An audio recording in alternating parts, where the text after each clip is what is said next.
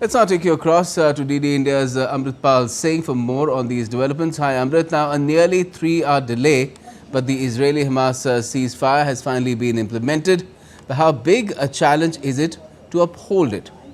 Oh, the whole deal is fraught with challenges, Gotham.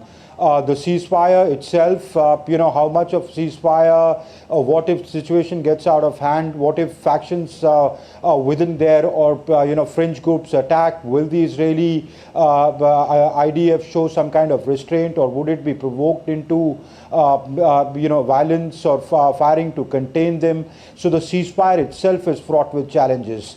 Just before 30 minutes before the ceasefire came into effect, Philadelphia corridor, the Rafah crossing was being bombed.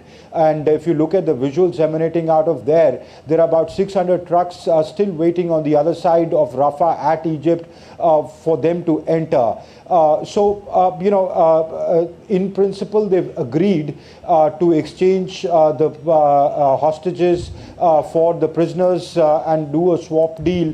But, there are challenges in implementing it. It can go wrong anytime, given the mistrust that exists between both sides, and both sides can go on to accusations. Look at the statements emanating out of the Israeli Prime Minister's office, and also from the other side, Hamas too, saying that we'll be victorious. All kind of rhetoric is emanating. The Israeli Prime Minister saying that the US is on board and this ceasefire is temporary, and Donald Trump agrees with that, and it has been conveyed in very clear terms.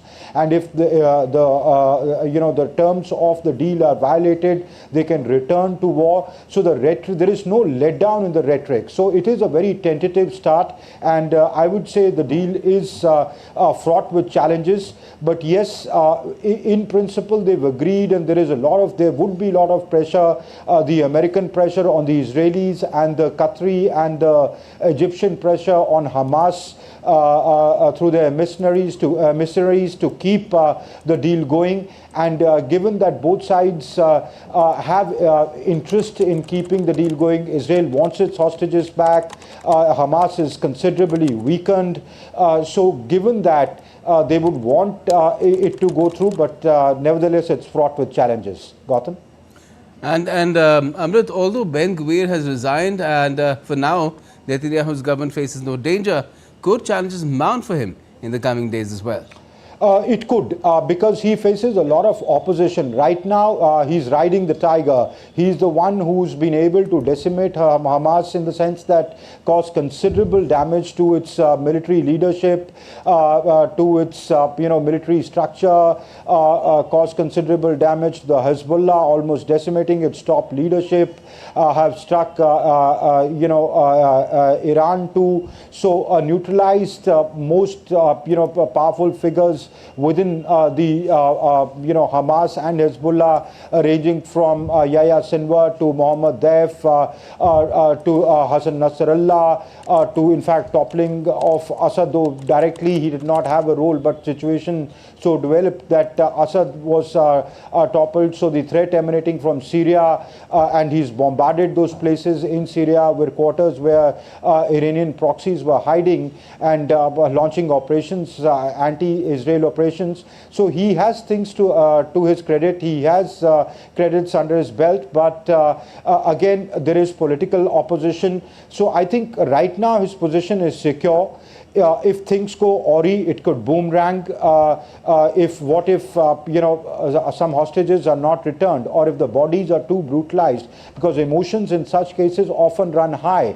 And what if it turns against the popular opinion in his country, turns against him, because he's not only under attack from the far right, though he himself comes from a right organization, a right-wing organization, the Likud party, but there are far-right parties like Ben-Gvir. But they've said they realize that they are marginalized factions. Ben-Gvir himself, after quitting, said that he's not trying to topple the government, and if the war resumes or the military operations resume, he might be amenable to joining the government back. So in the immediate future, his political fortune, he seems to be stable, but in the long term, his political prospects could come into danger depending upon how it all plays out. Gautam? All right. Well, we'll have to see how things play out, because Right now, of course, they've said that the objective of completely obliterating Hamas has also not been achieved, and there are other perceived enemies that still lurk around, including